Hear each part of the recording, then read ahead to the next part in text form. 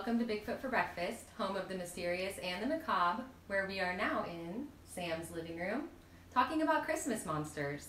Sam, what do you have to say about that? Well, a lot.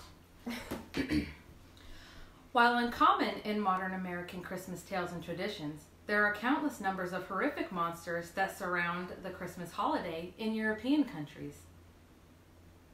And personally, I'm a big fan. As am I. However, don't count us Americans out entirely when it comes to Yuletide debauchery. I like debauchery. Because in the 1600s, early Bostonians celebrated Christmas by disguising themselves as animals, members of the opposite sex, or by painting their faces in order to get drunk and disorderly without being recognized. That sounds like really good times. Good times. According to massmoments.org, caroling at the time meant dancing, and wassailing meant going door to door demanding food, alcohol, and money. Like I'll be doing later tonight.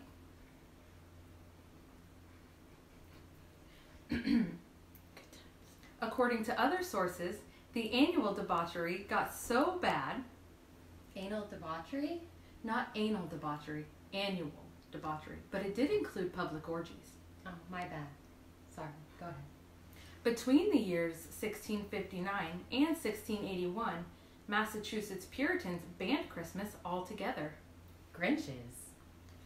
One Bostonian minister was quoted as saying that December 25th was observed as the birth date of Christ, not because Christ was born that month, but because the heathen Saturnalia was at the time kept in Rome, and they were willing to have those pagan holidays metamorphosized into Christian.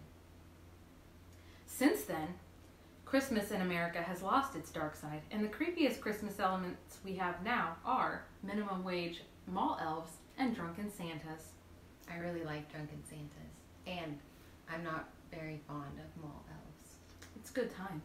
It's good times. It's bad times. That won't stop us from exploring some of our favorite historical Christmas monsters from across the pond. So, we've each picked a monster to share with you and with each other.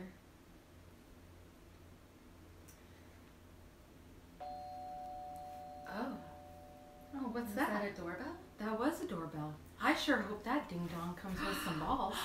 It does come with some balls. It's Wishes our friend. are often granted during Yes, Christmas, they are. ladies. It's our friend, Mrs. Schweddy. Hi. Good evening, Mrs. Schweddy. What do you have for us tonight? Well, tonight I have some of my husband's sumptuous, delightful, delectable Schweddy balls. Ooh, your husband's sweaty balls are my favorite. I'll wait till you put them in your mouth. I've put your husband's balls in my mouth before, and they were succulent. Yeah, very moist. They Very just moist. they just ooze with undefined sweetness. I could feel the oozing down my face when I bit into one. Yeah, they just pop and. Do you have any Christmas monsters that you would like to share with us, Mrs. I Schweddy? do have Christmas monsters. So first we will start on the Gryla. And Gryla was associated with Christmas in the 17th century, and she was the mother of witches and ogres.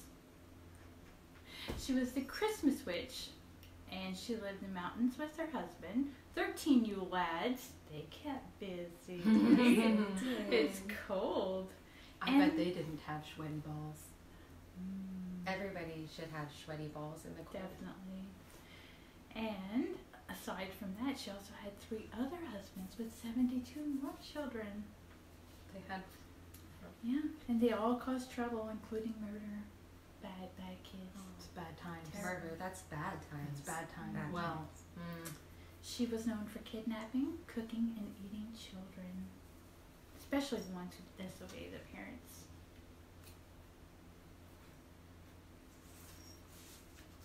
And they had a pet, and the pet was the Yule cat. And the Yule cat was awful, just awful. What did the Yule cat do? Well, the Yule cat would eat the children that didn't have new clothes on Christmas because it showed that they didn't work, they were lazy, deserved to be eaten. Darn it. Possibly into balls. I can't stop looking at your husband's balls. They look so swollen. They look so sweet. Very sparkly. Just looking at them makes my mouth water. Yeah, it's common. I'm gonna have to bite into one of your husband's balls. Oh, very please soon. do. Please do. Please do.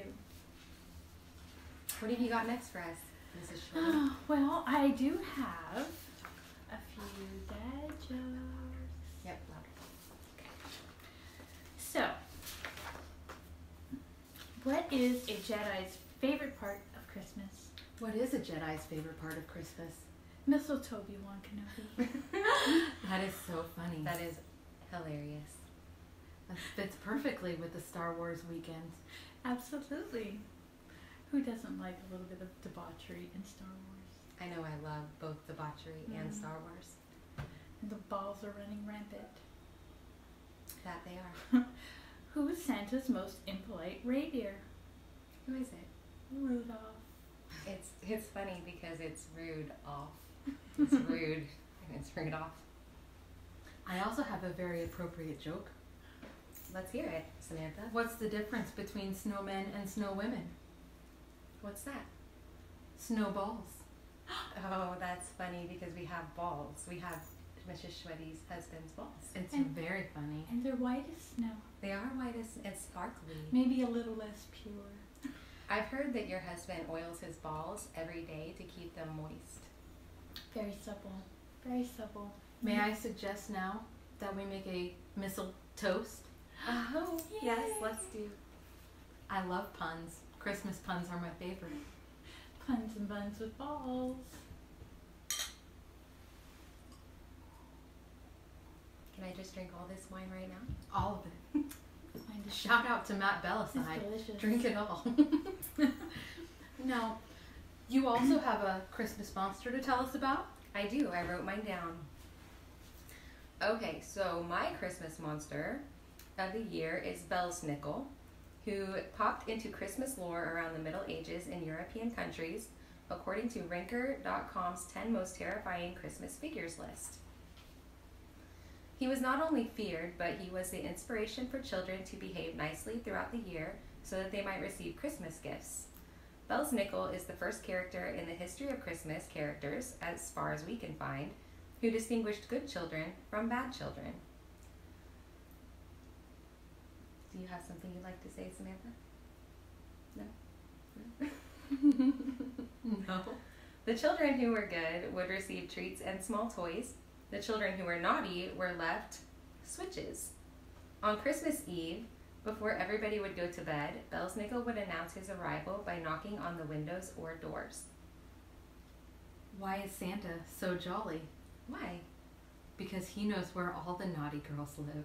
Oh, yes, he does. And now they have switches. This is where he distinguished from Santa. The children would actually get to witness Belsnickel carrying a black bag in one hand with a mask covering his face, and in the other hand he carried a switch or a whip for the bad kids. That sounds like good times. That sounds like really good times. Maybe Santa should know I've been a little naughty.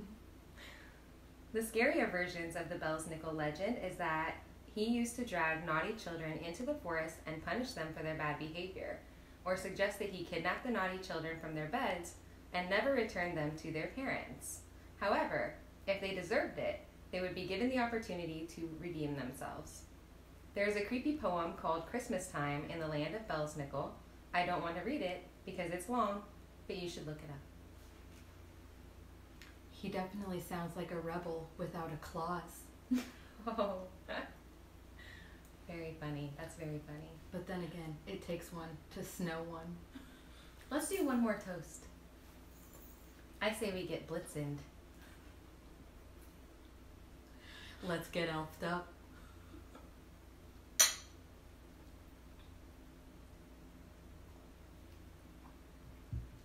So that's what I have for my Christmas monster.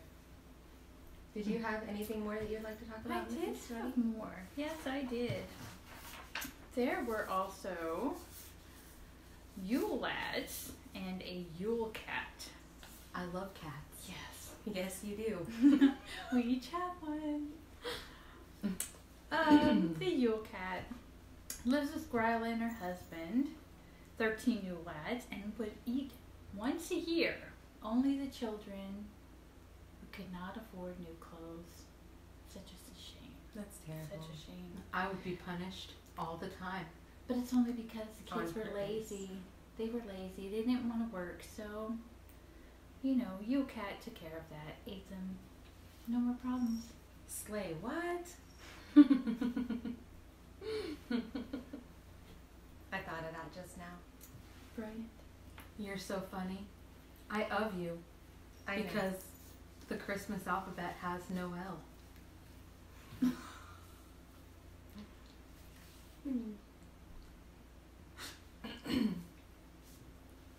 Go on, Mrs. Sweaty. Okay. I can't fight the urge anymore. I have to put your husband's balls in my mouth. Oh, please do. They're succulent. I bet when he's Yeah. angry, he goes to the kitchen, and after he makes them, you call them the balls of fury.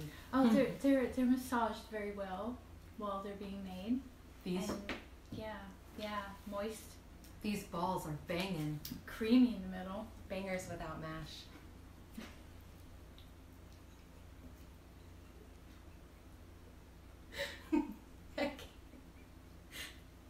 These balls are so succulent.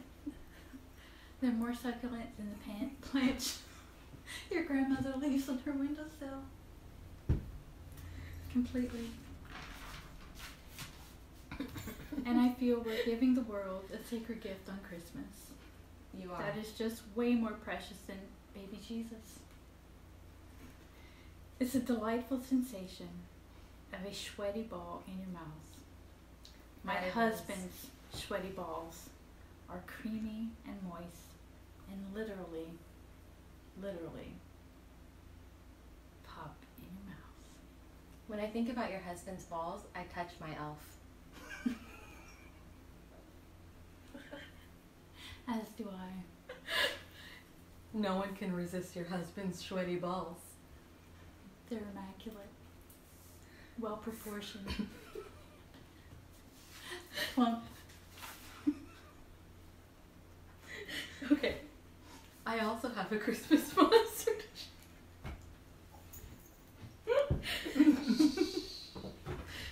And I truly believe when you think about it, they're on the level.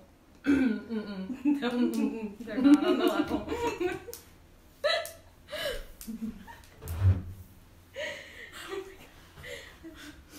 Okay. Moving on. Get your elves together, ladies. We're getting our elves together. Okay. We can't talk about Christmas monsters without talking about the Krampus, We cannot. Absolutely not. the dark devilish companion of St. Nicholas who bears the job of punishing bad children by swatting them with rusty chains, switches, and dragging them to a fiery place in a basket or a bag. That sounds like a pretty wild Saturday. It's a wild Monday. He is also known by many other names. He is depicted by a devilish-looking hairy man-beast with horns. Sounds That's- attractive. Sounds very attractive. We have great minds. Thanks, Yeah. Kate. He has a monstrous tongue and cloven hooves. Even more attractive. Say what was more about his tongue? Krampus has made a comeback.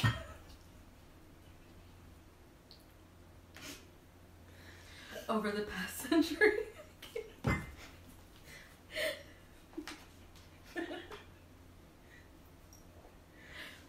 I got it. Okay. With movies and stories, but it sounds as though the custom goes back hundreds of years.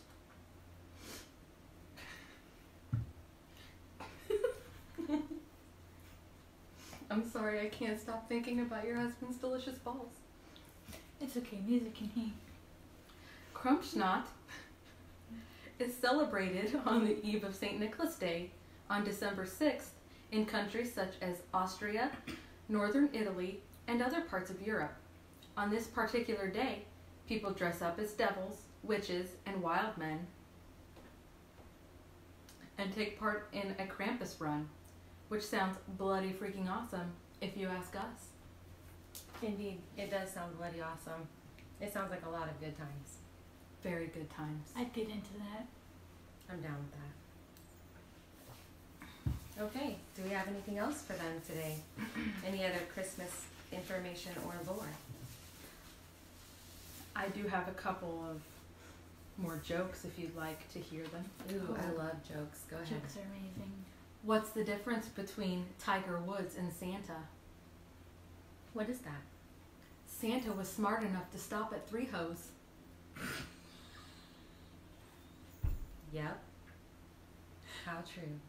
Maybe next time, Tiger. I just like to point out today that I'm Santa's favorite hoe. You are Santa's favorite hoe. Your shirt says so. I am Santa's hoe who is Tangled in her sweater. tangled in my sweater. You know what that means? You need Sharon's help to get it out. It makes things a little easier. Well, I see that you have some tassels on your sweater. You do. Oh, okay, I I didn't know love if you your, noticed. I Do you love like your that? tassels.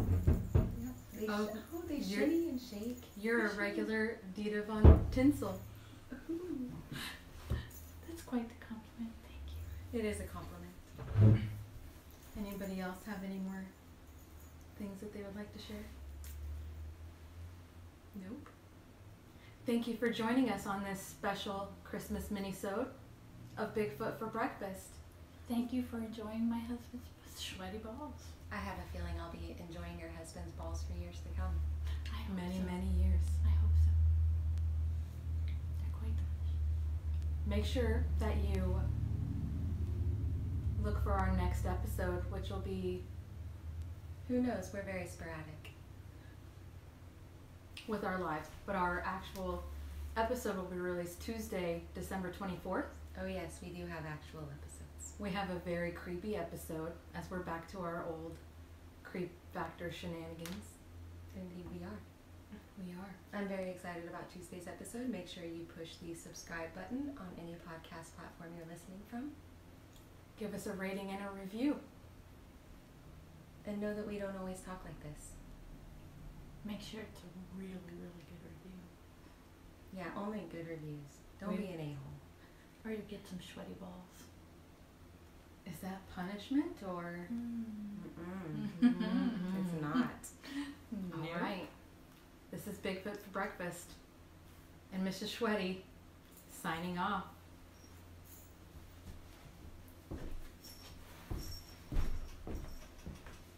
Tickle my balls.